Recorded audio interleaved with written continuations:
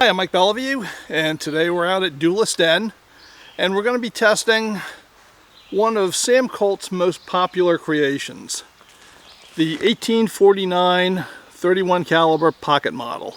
Now, this replica is made by Uberti in Italy, and it's imported into the United States by Dixie Gun Works in Union City, Tennessee. So let's see what it can do.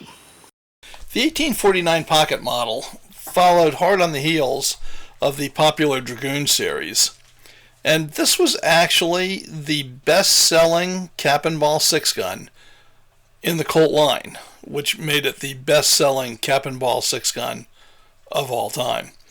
At the Hartford factory, Colt produced well over 300,000 of these, and that is quite a sum.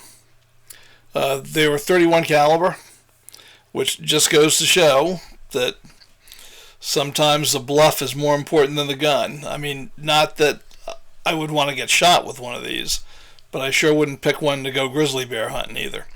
But people carried them all the time, and they were tremendously popular. It's a 5-shooter, and let's go see how they load up.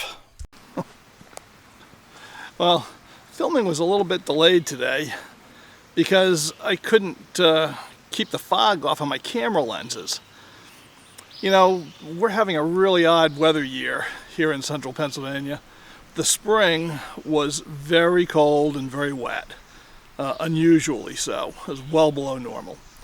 And then, bang, into summer in the 90s. So we're in mid-July right now, and we're on one of those days where it's temperatures up in the 90s, which is Fahrenheit. Heat index is around 100 degrees because the humidity is awesome today. So, and for those of you who are overseas, I don't know what's that, in the 40s Celsius, 45, something like that maybe. Anyway, it's hot. So my lenses just keep fogging up. There's all kinds of steam over here because we're down close to the creek and the humidity is high. And even though I'm using insect repellent that's 97% DEET, the mosquitoes are just about flying away with me. So I don't know how long I'm going to wear a vest today. I mean, it is just hot down here. But we're going to get these guns shot up and we're going to have some fun.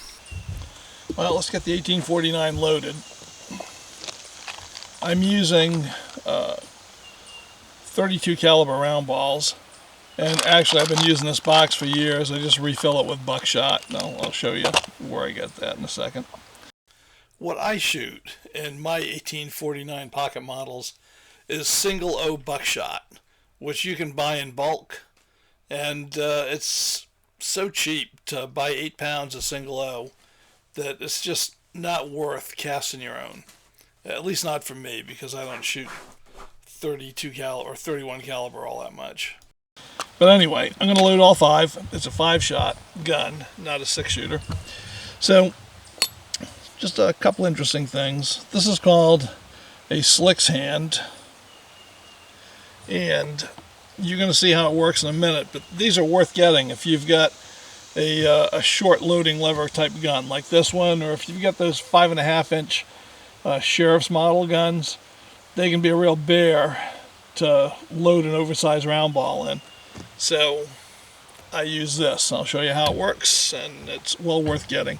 You can get them from Desperado Cowboy Bullet Company. They sell all the Slicks products. So I'm loading this with 15 grains of 3F. I could actually get more in because this compresses quite a bit, but 15 grains is a good load for this. So I'm going to put the gun on half cock to free up the cylinder.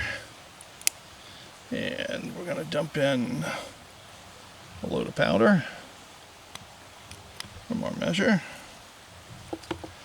Now I'm going to grab a round ball. Get her in. I'm going to tell you, I'm having trouble with the camera lenses fogging up, and when I get them to stop fogging up, then the next thing that fogs up are my own glasses. The humidity is just terrible today. It's kind of like being in the Amazon rainforest. So that's it. That's how we get one down. I'm going to load all 5, and then I'll show you the next step. Okay, you probably noticed that I did not use wads, and that's because I don't shoot these 31 calibers enough to invest in a punch to make wads or buy wads. So I'm going to just grease the chamber mouths with my black powder lube. This is the same stuff I use for just about everything. It is 2/3 lamb's tallow. Get on camera here. 2/3 lamb's tallow and 1/3 beeswax. And as you can see, it's 100 degrees right now, and it is not running out of the chambers. Right? You don't want to use Crisco, particularly on a hot day like this. Crisco will melt out before you even get to shoot the gun. It's got a lot of other issues with it too, but on a hot day, Crisco is not a lube you want to be using. Unless you just don't want to have any lube left by the time you go to shoot. So that's it, all loaded up, and now we just have to cap it. Well, if you've watched any of the older videos here on the channel, you'll know that I've got an 1849 pocket model without a loading lever, which is called the Wells Fargo model. And I've had that for quite a while. It's a fun gun to shoot. So this winter, I decided to pick up the regular 1849 pocket model with the underlever for loading, with the rammer. And I think that's going to be just as much fun.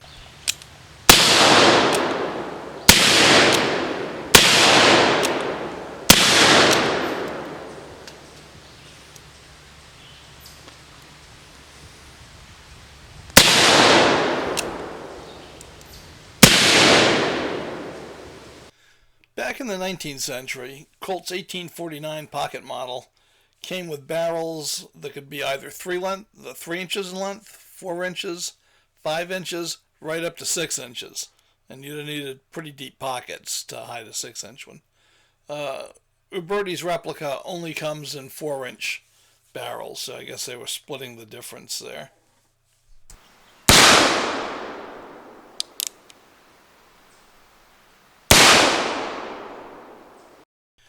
The 1849 pocket model provided the design for the 1851 Navy model. All Colt did is have his engineers upsize it to handle 36 caliber. Well, Evil Roy is being his evil self. So let's take the 1849 pocket model and see if we can put Roy in his place.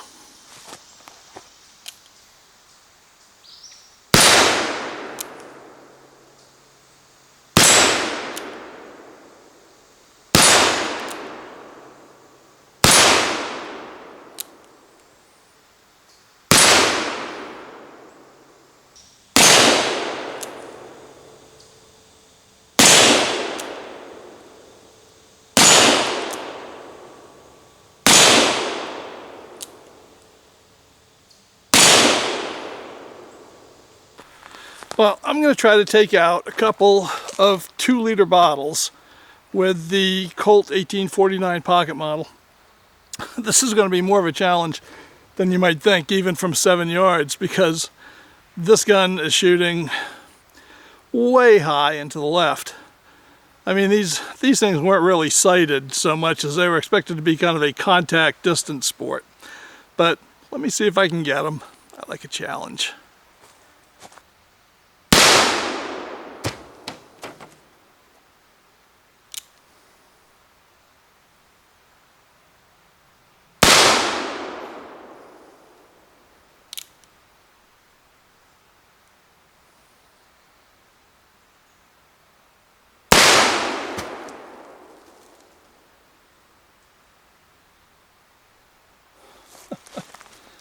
Well, I got them. A little harder than I had hoped it would be, but anyway, they both went down. Well, I got an extra 2-liter bottle. I don't feel like bringing it home. I got 2 shots left in the cylinder. Let's see if I can get this one too.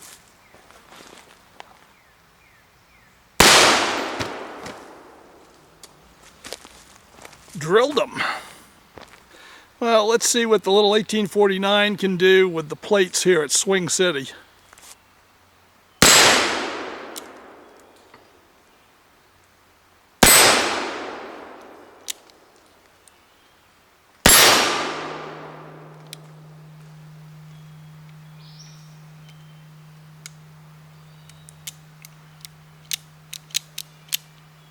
I had a cap jam in here. I've had a few cap jams today, and I did defang this gun. The issue seems to be the nipples.